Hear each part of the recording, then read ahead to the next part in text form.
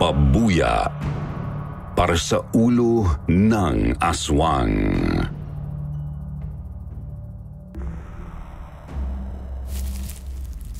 Naglalakad na papasok sa gubat ang magpinsan para hanapin ang aswang na sinasabi sa kanila ni Mang Berding kanina. Nang bigla raw po noong mapansin ni Ador na parang matamlay at may malalim na iniisip si Karyong. Nagtaka naman daw po siya kaagad kaya mabilis niya itong tinanong kung anong problema nito. Umiling naman daw po agad noon si Karyong. Ang iniisip raw nito ay kung kakayanin ba nilang harapin yung aswang na nakita ng mga kabaryo nila sa gubat. Tinanong naman agad ni Ador ang pinsan kung nababahag na ba ang buntot nito at mukhang dinadaga na yata yung dibdib nito. Sinabi niya yun sa pabiro lamang na paraan para kahit papaano ay gumaan ang kanilang usapan. Pero nanatili daw pong seryoso noon si Karyong. Talagang malalim ang iniisip nito at bihira lang daw pong makitang ganun ni Ador ang kanyang pinsan. Seryoso pa itong sumagot nang hindi naman daw sa ganun. Sa totoo lang, ilang araw niya na rin daw kasing iniisip kung nararamdaman daw ba niya yung kapangyarihan ng mutyang itinuro sa kanila noon ng duwending kaibigan ng kanilang lolo. Ito raw kasi, parang hindi na. Doon daw po napaisip noon si Ador. May punto ang kanyang pinsan. Sa totoo lang daw po kasi nakalimutan na rin ni Ador ang tungkol doon. Simula nang kunin nila yon kahit kailan ay hindi naman po sila natulungan ng mutya. Dahil sariling sikap pa rin naman nila ang dahilan kung bakit nagawa nilang lumaban sa mga aswang at sa totoo lang ay mas malaki pangaraw po ang naitulong ni Sergio sa kanila. Dahil doon ay nagpasya siyang pagbalik nila. Pupuntahan ulit nila yung duwendeng yon. Basta't binilinan niya si Karyong na ilan muna ang lahat ng kanyang atensyon sa gagawin nila. Dapat handa siya. Kakaibang aswang daw ang namataan dun sa may kuweba at hindi lang sila iisa. Siguradong mahihirapan sila sa panibagong labang ito. Nang makarating po ang dalawa doon sa kalagitnaan ng gubat kung saan matatagpuan yung kuwebang pag-aari din ng boss nila sa pinagtatrabahuan nilang niyugan, napansin nilang madilim na ang paligid, Sir Jupiter. Mas marami na raw po kasing nagtataas ang puno sa parting yun ng gubat. Tapos ay mayayabong pa raw po ang mga dahon noon at halos tumakip na sa langit. Para daw pong palaging gabi sa parting yun ng gubat. Mabuti na lang ay may mga dala-dala raw po silang garapa noon, saka mga sulo. Napakadilim daw talaga ng paligid at napakahangin din, kaya lalong nadadagdagan ng nakakatakot na impresyon nila dun sa lugar. Kaya naman daw pala pinamugaran yun dahil ang dilim-dilim daw doon sa nasabing lugar. Yun daw po ang naibulong ni Karyong sa kanyang pinsang si Ador, pero kasunod nun, Sir Jupiter, nakarinig sila ng isang malakas at umaalingaw-ngaw na pag-angil na animo raw po ay isang napakabangis na hayop na nagtatago lang sa di kalayuan. Dahil daw po doon napaigtad ang dalawa at doon na nila inalerto ang kanilang mga sarili. Pinatalas nila ang kanilang paningin. Ganon din po ang kanilang pakiramdam, pang-amoy at pandinig. Tulad na rin po ng turo sa kanila ni Sergio. May naaamoy daw siyang masangsang ayon pa maya-maya kay Ador. Parang dun sa bandang kaliwa ng gagaling. Mas madilim din sa parting yon kaya baka nandoon ang hinahanap nilang aswang. Sinundan po nila yung tunog ng mga angil. At maya-maya pa, nakarating na sila sa wakas sa bukana ng isang mabatong kuweba. Pagtapak daw po nila doon, nakaramdam na sila ng matinding kaba. Malamig daw po ang paligid. Parang may kakaibang enerhiya raw pong bumabalot sa parting yun. Nakakarinig din daw po sila ng malalalim at mabibigat na paghinga. Kaya lang ay wala silang makitang kahit na ano.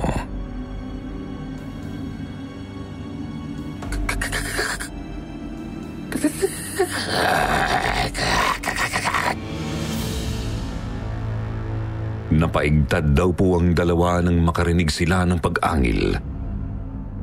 Parang may kung ano raw pong bagay noon na umaaligid sa kanila.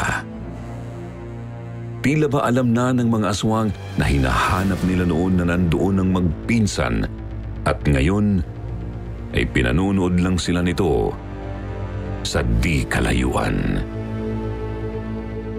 Sinabihan ni Ador si Karyong na huwag itong lalayo sa kanya. Dapat ay palagi silang magkadikit. Sigurado kasi siya naroon lang sa paligid nila ang kanilang mga kalaban. Pero bago pa raw po makatango man lang si Karyong, Sir Jupiter, ay bigla na lang silang nagulat sa ginawang pagtalon ng isang napakalaking nilalang sa kanilang harapan. Isang nakakatakot at malademonyong aswang na nakita nilang nakangisi sa kanila habang naglalaway po ito at parang takam na takam. Ito na raw po yata ang pinakamalaki at pinakanakakatakot na aswang na nakita nila sa ngayon. Sabi niya na nga ba kanina pa, tama ang hula ni Ador. Kanina pa sila pinanonood ng mga ito. Mukhang kanina pa sila pinagmamasdan ng aswang mula sa ibabaw ng matataas na puno. Matatalas daw po kasi ang paningin ng mga aswang lalo na sa dilim. Daig pa nila yung mga makabagong aparato na karaniwang ginagamit ngayon para makakita sa dilim. Ang mga aswang daw po kasi talagang malinaw na malinaw nilang nakikita ang paligid. Lalong-lalo na ang mga tao. Ang totoo, tumatagos nga raw po ang tingin ng mga ito hanggang sa kaloob-looban ng ating katawan. Kaya nga raw, may kakayahan silang makita ang sanggol na nasa loob ng tiyan ng isang buntis. Sobrang nakakatakot daw po ang itsura ng aswang, Sir Jupiter. Kakaiba yun kumpara sa ibang uri ng mga halimaw na yun. Ang kwento pa nga po sa akin ni Lolo noon, Sir Jupiter, sa tansya niya raw ay mga nasa 7 hanggang 8 talampakan ang taas ng aswang na yun, bukod pa sa napakalaki rin ng katawan nito. Kung ikukumpara nga raw po sila rito, ay magmumukha silang palito ng posporo. Ang laki!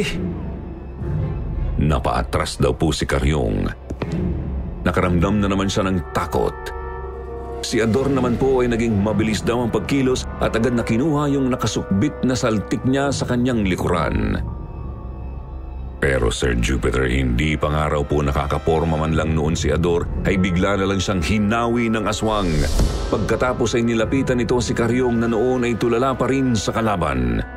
Parang naaamoy nito ang takot na nararamdaman ni Karyong kaya tuwang-tuwa ito sa kanyang pinsan. Bigla na lang daw pong ngumanga yung aswang. Ngumanga ng pagkalaki-laki at parang sinukat nito kung kakasya ba sa bunganga niya si Karyong. Kitang-kita raw po nila noon yung malalaking ngipin nito na animo mga ngipin ng tigre o leon na sa sobrang tulis ay parang hindi na sila bibigyan pa ng pagkakataong mabuhay kung sakaling makakagat sila nito. Mabuti na lang daw po nang sigawan ni Ador ang pinsan na oras na para tumakbo ito ay natauhan mula sa pagkakatulala niya si Karyong. At sa eksaktong pag-alis niya sa pwestong yon ay siyang pagkagat naman ng aswang na muntik nang humagip sa kanyang ulo. Ang lakas tuloy ng kalabog sa dibdib ni Karyong, lalo na nang makita nilang humahalakhak lang yung aswang nang tirahin ito ni Ador ng saltik na binalahan niya ng batong buhay na ibinabad nila sa asin. Dati-rati naman daw ay epektibo yon sa ibang aswang pero ngayon ay para daw po yung baliwala lang. Susugod pa raw po sana si Ador kaya lang ay bigla siyang napahinto. Nang makita niya ay unti-unting naglabasan mula sa kuweba ang iba pang mga kasamahan ng aswang na pawang malalaking bulas din at mukhang mga hindi papahuli ng buhay. Pare-parehong wala raw mga pakpak ang mga ito pero yung mga mukha nila ay animo, mga palikpik na bumubukas sara sa tuwing tumatawa sila.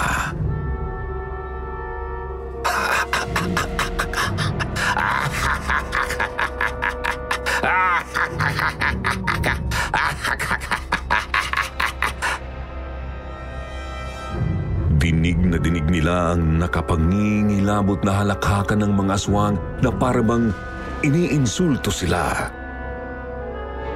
Dahil po doon, Sir Jupiter, nagtaasan tuloy ang balahibo ng dalawa at parabang nanumbalik ang takot na naramdaman nila nung una silang nakainkwentro ng aswang. Nagtatakbo po ang dalawa palabas ng gubat habang paulit-ulit na umuusal ng dasal. Takot na takot sila at talagang hindi nila kinaya ang kanilang mga nakita. Mabuti na lang daw po, Sir Jupiter, at hindi sila hinabol ng mga aswang sa hindi nila malamang dahilan.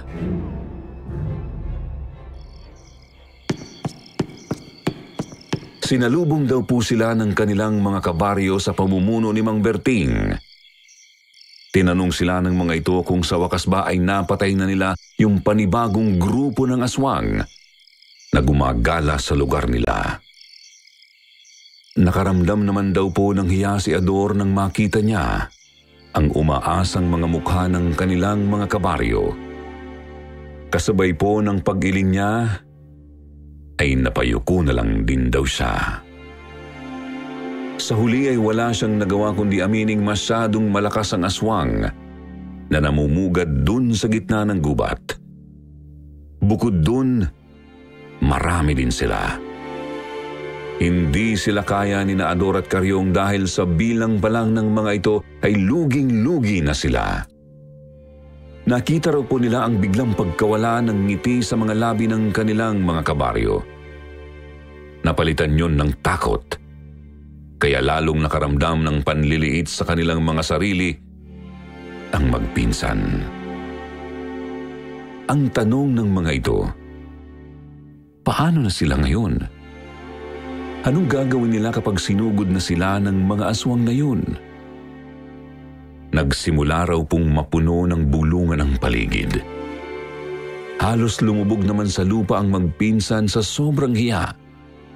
Dahil ang totoo raw po noon ay gusto na sana nilang umatras sa ginagawa nilang pakikipaglaban sa mga aswang. Talagang natakot ang dalawa. Ayaw na raw sana nila. Kaya lang maya-maya ay bigla naman daw pong tumahimik ang paligid.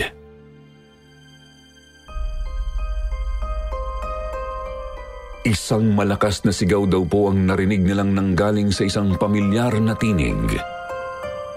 Nang tumunghay ang magpinsan, nakita nila si Mang Dominador, ang may-ari ng niyugang pinagtatrabahuan noon ni Ador at Karyong. Magbibigay daw ito ng pabuya para sa kung sino mang makakahuli ng aswang na namumugad dun sa lupa niya. Sino man daw sa kanila ang makapagdadala sa kanya ng ulo ng bawat aswang na nandoon ay bibigyan niya ng parte sa mga lupang pagmamay-ari niya at may kasama pa yung pera na sa kanya na raw sasabihin ang halaga. Sa kanilang narinig, Sir Jupiter, bigla na lang daw pong nabuhayan sina Ador at Karyong. Naisip agad nila ang kanilang lolo Celso. Alam nilang kapag nagawa nila ang kondisyon ni Mang Dominador, ay hindi na sila mamumroblema pa sa panggagamot ng kanilang lolo. Ganon din daw po ang reaksyon ng iba pang mga kalalakihan ng baryo, Sir Jupiter. Para daw nagsipagtapangan ang mga ito. Halos lahat daw po sila noon daig pa ang bagong panganak na aso dahil bigla silang naging mga agresibong manghuli ng aswang ngayon. Iba talaga ang nagagawa ng salapi. Dali-dali daw pong umuwi ang dalawa at ibinalita kay Lolo Celso ang nangyari. Simula dun sa engkwentro nila sa mga aswang, kahit daw po ito ay nanlaki ang mga mata ng ilarawan ng magpinsan kung anong hitsura ng mga aswang na nakaharap nila. Mga ani-ani! Yun daw ang sabi ni Lolo Celso nang ilarawan nila ang aswang sa kanya. Kung tama raw po ang pagkakaalala niya, ito raw yung mga uri ng aswang na mga kalahating kapre, kalahating aswang. Mga salbahing nilalang daw yun na anak ng mga aswang at engkanto. Nakapatay na raw po ng ganon ang tatay niya. Natatandaan niya nga noong mga bata pa sila nakikita niyang gumagawa ng sumpak ang tatay niya bilang panlaban sa mga ani-ani. Tinanong naman ng magpinsan kung ano ba yung sinasabi nitong sumpak. Hindi raw po sumagot si Lolo Celso. Bagkus ay bigla na lang itong dumapa dun sa sahig nila at parang may kinakapa ito sa ilalim ng kanilang mesa. Napakamot daw ng ulo si Ador habang si Karyong naman ay natatawa sa hitsura ni Lolo Celso. Halatang nahihirapan daw pong yumuko kaya dumapa na lang itong parang palaka sa sahig. Pinatahimik naman daw po sila ni Lolo Celso. Pagkatapos ay bigla na lang daw po nitong hinugot yung parang maliit na baul na gawa raw po sa kahoy na naglalaman ng isang lumang bagay na kawangis daw po ng baril. Sumpak nga raw ang tawag doon. Isang improvised gun na gawa raw po sa bakal na tubo na may handle na kahoy na pinagdikit sa pamamagitan ng pagtali rito ng kawad. Biglang napahiyaw sa tuwa ang dalawa nang makitang ni hindi man lamang kinalawang yung bakal na parte ng sumpak. Kahit daw po si Lolo Celso ay napangisi nang muling makita ang gamit na yon ng kanyang tatay. Binabalahan daw yun ng pulbura. Para talaga yung tunay na baril. Sigurado daw siyang magagamit nila yun ng husto dun sa labang gagawin nila. Nagpasalamat naman agad ang dalawa kaya lang ay humirit pa si Karyong. Sana raw ay inaga-agahan ni Lolo Celso ang pagbibigay nun sa kanila. Muntik na raw siyang tapyasan ng ulo ng aswang kanina Bigla tuloy siyang binatukan ni Lolo Celso. Pinawanan na lang ng magpinsan ang pikon na pikon nilang lolo. Pagkatapos po ay pinagsiyesta na nila ito. Napakunot na naman daw noon ang noo ni Lolo Celso at tinanong kung saan na naman ba nila balak magpunta't mukhang lalayasan na naman siya ng dalawa. Sabi naman ni Ador, dun na lang muna ulit si Lolo Celso kina Maring dahil pupuntahan nila yung kaibigan nitong duwende dun sa kabilang gubat. Itatanong ho nila kung ano bang klaseng mutya yung ipinakuha nito sa kanila noon at parang wala naman yatang epekto. Bigla raw pong napakunot ang noo ni Lolo Celso sa sinabi ni Karyong. Tinanong nito kung sinong duwende. Yun daw bang mahilig sa bahaw? Tumango naman ang dalawa. Pero nagulat po sila nung bigla na lang daw matampal ni Lolo Celso ang noo niya. Bigla na lang napasapo sa noo niya si Lolo Celso at tinawag silang mga tanga. Ano raw ang naisipan nila at doon pa sila humingi ng tulong? Wala raw sa katinuan ang utak ng duwending yun. Daig pa raw nun ang baliw. Biglang nagkatinginan ang magpinsan sa tinuran ng kanilang lolo. Katwiran naman ni Ador, kaibigan naman kasi yun ng lolo nila. Lalo naman daw napikon si Lolo Celso. Doon ay inamin sa kanila ng matanda na nagkakasundo lang naman sila ng damuhong yun dahil nakikiagaw yun sa iniinom niyang tuba noon sa tuwing magtatago ito sa gubat para lang maglasing. Biglang napangiwi ang dalawa. Doon pa lang ay parang nagka-ideya na raw po sila sa kung anong ginagawa sa kanila ng duwending yun. Dapat daw ay hindi sila nagtitiwala sa duwending yun. Sa sobrang kabaliwan nun, sa bunganga niya tumatae yun. Napatampal ang dalawa sa sarili nilang mga noo dahil daw po sa sinabi ni Lolo Celso. Hindi nila alam kung seryoso ba ito o hindi. Pagalit daw po kasi ang pagkakasabi nito kaya mukha itong seryoso. Hindi na lang sumagot ang dalawa dahil mukhang pikon na ang lolo nila. Mabanggit pa lang daw ang duwending yun. Nagpasya naman ng dalawa na pupuntahan pa rin nila ang duwende at itatanong nila kung ano ba talaga yung mutyang ipinakuha nito sa kanila.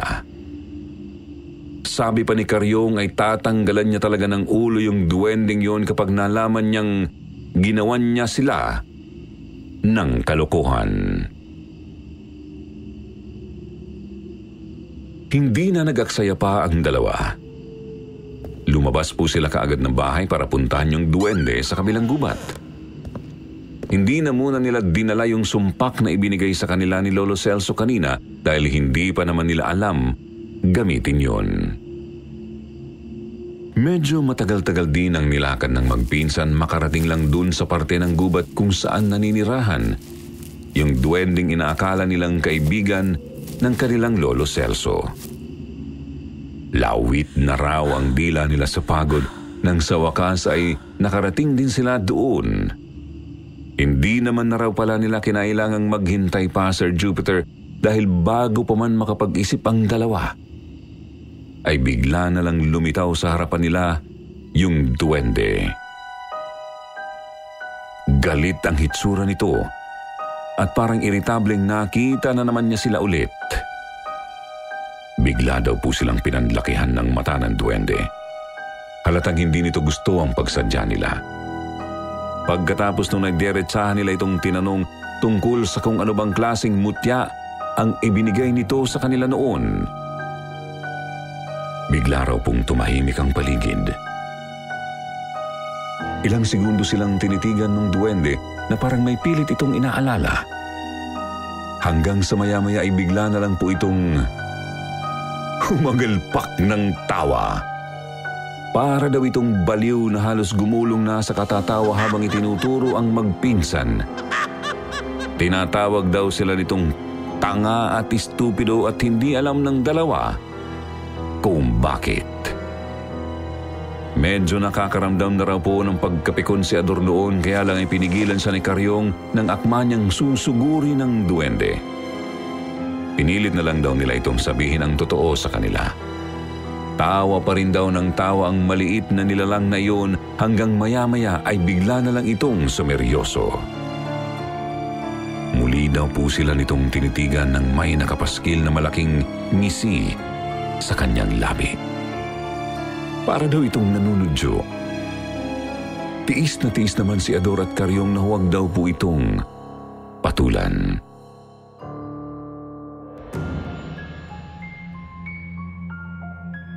Ilang saglit pa ay inilabas na ng duwende ang kanyang ngipin. Ikinuyong din daw po nito ang maliliit nitong kamay na parang may kung ano itong salamangkang gagawin. Inalerto na naman tuloy ni Ador at Karyong ang kanilang mga sarili. Baka kasi mamaya ay bigla na lang sila nitong atakihin. Pagkatapos ay ibinuka nito ang sariling bibig kung saan nakita nilang lumabas ang kulay itim na likidong kamukha ng laman ng matinik na halamang nilulun nila. Doon na po nagunahan sa pagduwal ang magpinsan nang mapagtanto nila kung ano ba talaga yung bagay na nilulun nila dahil sa pag-aakalang iyon ang mutyang tutulong sa kanilang puksain ang mga aswang sa kanilang baryo. Ngunit hindi pala yun totoo. Naisan sila ng salbahing duwende at dahil doon ay nalaman nilang sa buong panahong iyon ay wala naman pala talaga silang ibang klaseng kapangyarihan. tanging natural na lakas at galing sa pakikipaglaban sa mga aswang ang kanilang taglay. Abangan ang susunod na kabanata.